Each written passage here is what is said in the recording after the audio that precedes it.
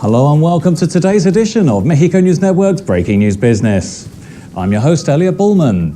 Remember to follow us on all our social networks and to catch us every day by logging onto our website, mexiconewsnetwork.com, for relevant stories and news. Let's start with today's show.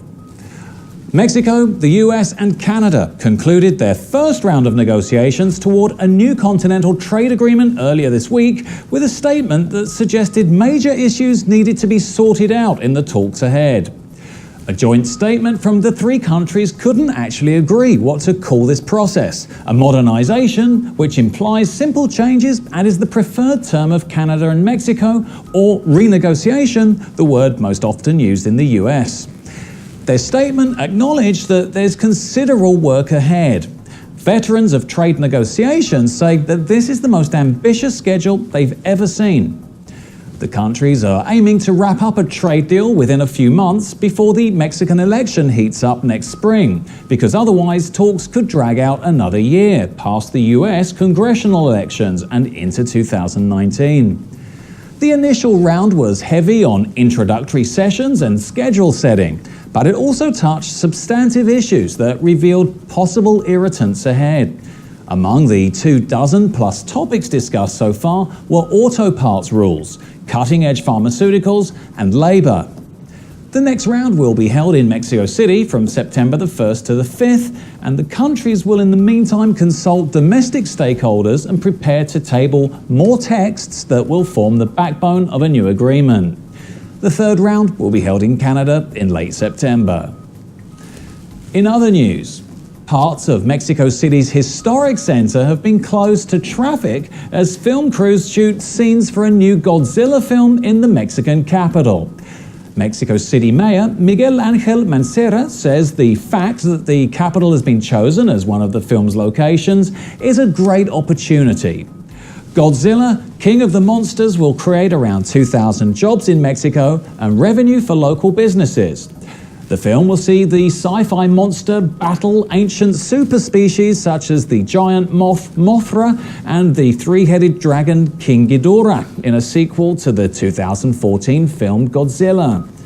The movie's producer, Alex Garcia, said that filming in Mexico City would not only have an economic impact, but it will also attract the world's attention. Mayor Mancera hopes the film will recreate the same positive impact that the James Bond film Spectre had, which proved so popular that Mexico City authorities decided to organize an annual parade inspired by the film. Now, with Godzilla, Mayor Mancera said that the film would mean that it's going to be thousands and thousands of screens where Mexico City will be on display. However, it's not clear how much fans will actually get to see of the city before its streets are destroyed by Godzilla. Hundreds of extras have been hired to run from the monster in one of the scenes to be filmed in the city, and if previous Godzilla films are anything to go by, the monster rarely leaves a city intact. Moving on. The presence of Airbnb in Quintana Roo, where the most visited tourist destinations in Mexico are, has upset local hoteliers who accused the company of unfair competition. Airbnb will now have to pay 3% in taxes.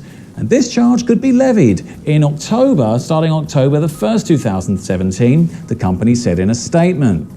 Jorge Francisco Alemán, president of the Mexican Association of Real Estate Professionals in Cancun, says that the main concern is that the platform offers housing at much lower costs, causing a distortion in the market. And the other main issue is that there are many Airbnb users in Quintana Roo. In 2016, 271,000 people were accommodated in Airbnb establishments, 131% up from 2015.